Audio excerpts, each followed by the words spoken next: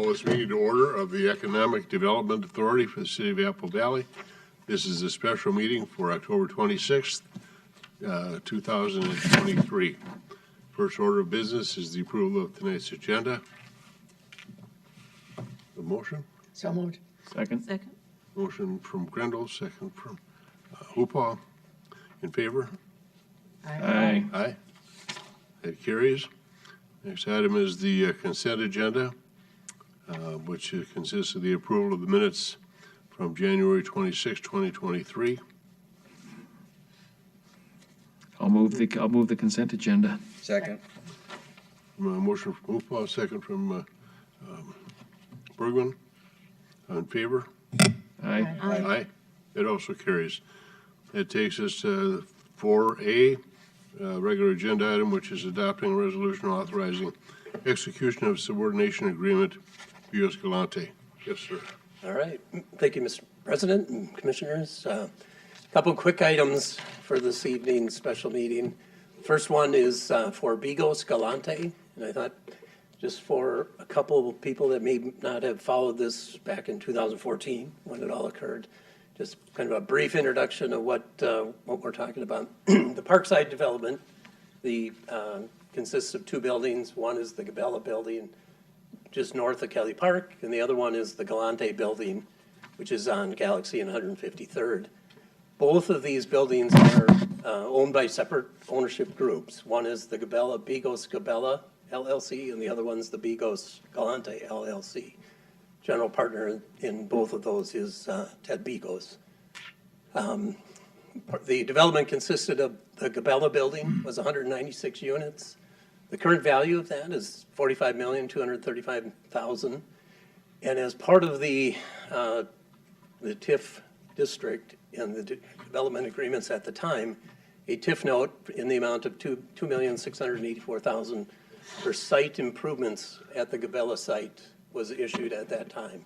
And the note is paid back as a pay-as-you-go tax increment financing note to the developer, and they receive 70% of the TIF collections that the city receives, they get back in the form of pay-as-you-go assistance. As of August, the balance on that note for Gabella is $1,659,891. The second building, Parkside Galante, was built a couple of years later, 126 units. The current value is $25,553,800. And there was a second TIF note issued for that part as well, and that was for $2,666,000, also for site improvements at the Gabella site. Again, 70% goes back to the developer as a pay-as-you-go assistance, and the balance as of August of 2023 is $2,553,873. The issue that Bigos-Galante is seeking action on of the EDA is they have a TIF note and they need to assign that. They're going to be taking out a mortgage. This will be the first mortgage on the Galante building. And if they take out any financing with a mortgage, the city or EDA must approve that agreement. And the actions really subordinate our TIF note to their mortgage, which is frankly the involvement of the EDA and the city. So the action asked of the EDA is to adopt a resolution authorizing the execution of a subordination agreement for Bigos-Galante LLC. And really what it does is it assigns the right to the TIF note to the lender in the event of a default. So if there's no default, we just keep paying the developer as we've been. As I pointed out, the TIF note is subordinate to the mortgage, and we would be issuing a new TIF note in the same dollar amount to the existing owner, Bigos-Galante. So with that, I'm available for questions or. Any questions for Ron? Is this a new requirement? I mean, this sounds like the subordination of the debt should be resolved a long time ago. Well, this will be the first loan or mortgage on the Galante property. back in 2017, we did a similar action for the Galante, or the Parkside Gabella, Bigos-Galante building, where he took out the financing. He bought the building, did not have a mortgage. Subsequent to purchasing it, he took out a mortgage on the Gabella property, which he used the cash to build Galante at the time.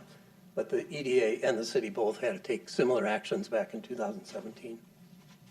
This is, I mean, this is timing. So these rights for mortgages are all about when they're filed against the property. And so since our TIF note existed before the mortgage he's taking out currently, that first mortgage lender wants to be in first lien position, and we're holding that up with our note. It's just about timing, since there was no debt on the property at the time.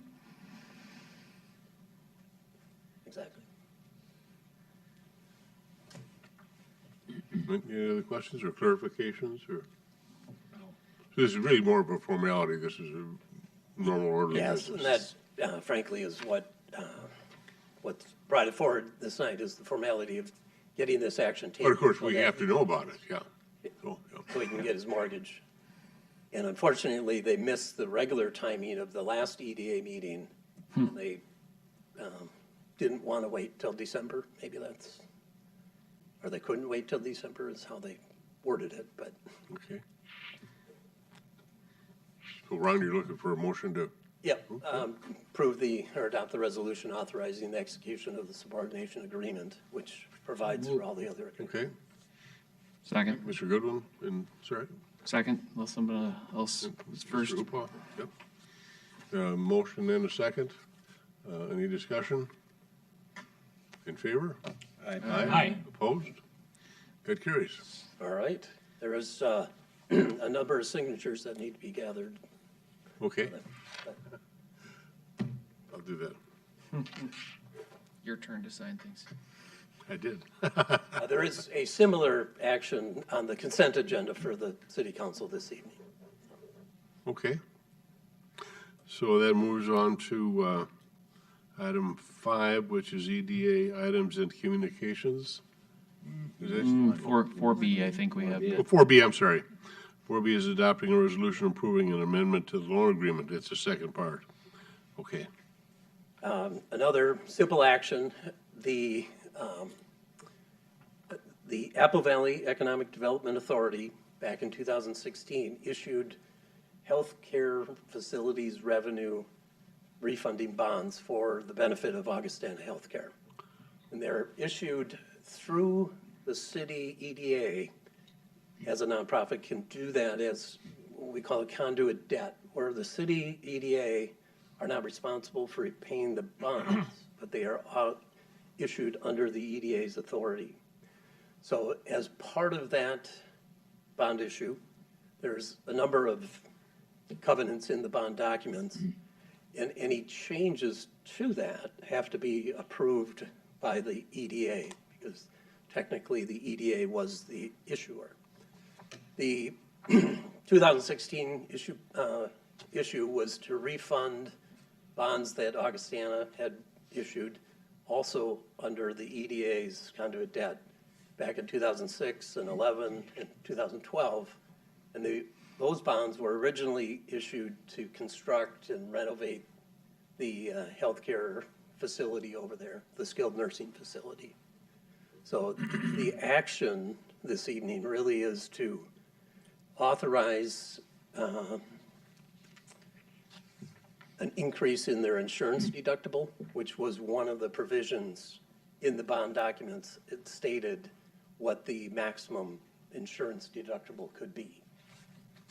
What Augustana, as the council has explained to me, is they're having a difficulty finding insurance at that deductible level at an affordable rate.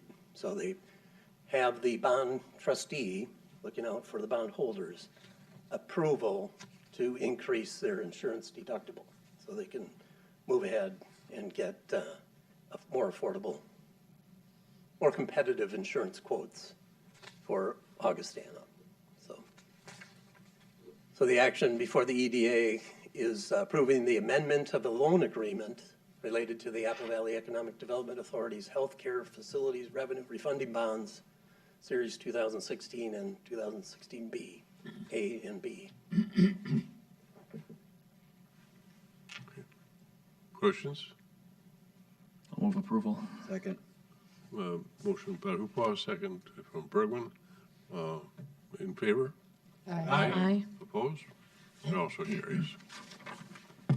Like I mentioned, a couple quick items, almost housekeeping items. Thank you. Okay. Now we've got EDA Items and Communications. Is that you, Tom? Mr. President, certainly if there's anything else that the commission would like to discuss, we're certainly open for that conversation. We do not have any staff items. We thought that our finance director would have his usual 33 slides, so we thought he'd take more time, but he was really quick tonight. So no additional staff reports unless you have questions for us. Okay. Motion to adjourn. So moved. Grendel, second by Second. Bergman. In favor? Aye. Aye. Opposed? That carries.